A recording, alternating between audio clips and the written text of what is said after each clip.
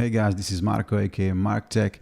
Today I'm going to be reviewing the SM58 microphone from Shure. I've been using it daily pretty much, for my work, and I really like it. But before we begin with the presentation and all that, let's roll the intro.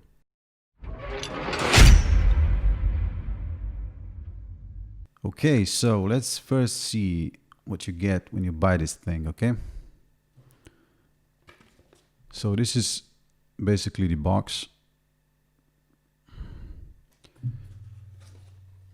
All right, let me show it to you from this side.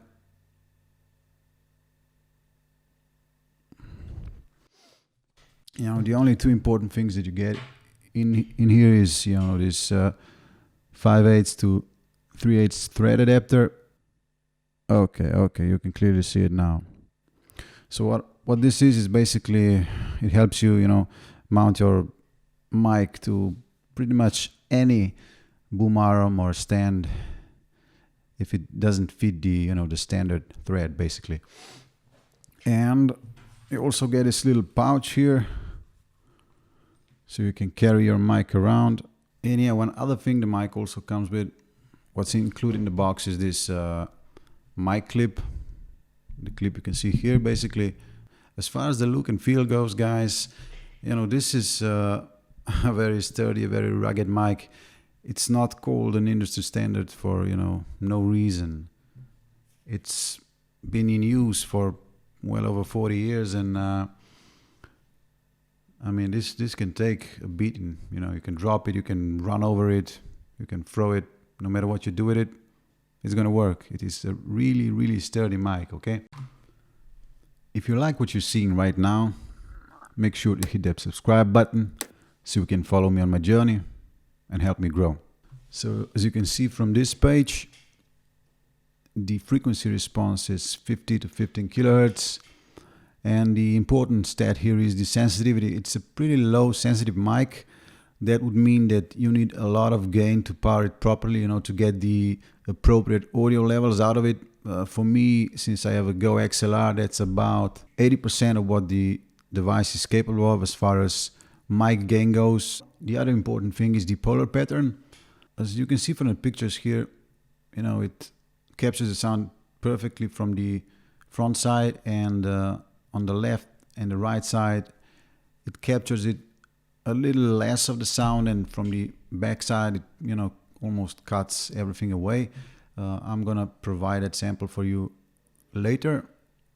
When it comes to frequency response, you can see from this graph that they did cut a little bit of the bass off, and the other important thing is to mention here, you can see at 7 kilohertz they cut off some of the, that's the range where the sibilance is in our voice, that S, yes, that S.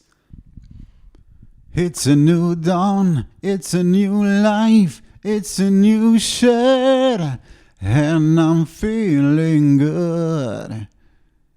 Yeah, enough of my vocal representation. I do not want to scare the rest of you guys off.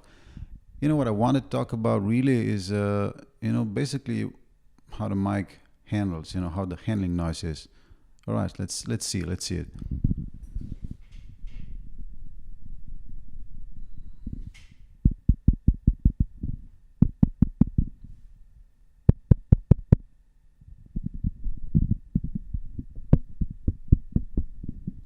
Yeah, I think you get the point.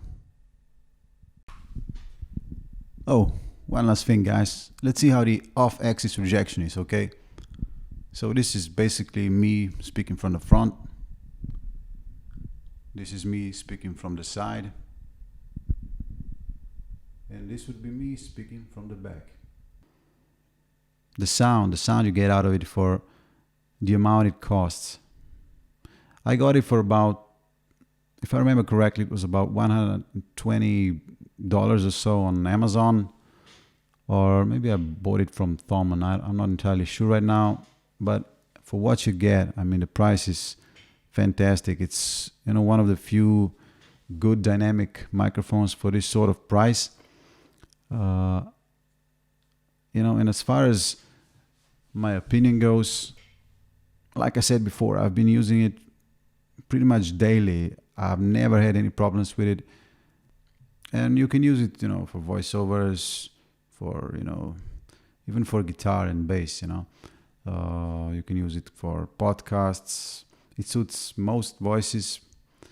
The only bad thing I have to say about this mic is basically, it lacks a little bit of that clarity, that tonal quality in the higher registers. But apart from that, I think this is a very, very good budget dynamic microphone. Today I'm going to be reviewing the SM57 microphone. Oh God, did I say the SM57? Yeah, I meant the SM58. I'm sorry about it, guys.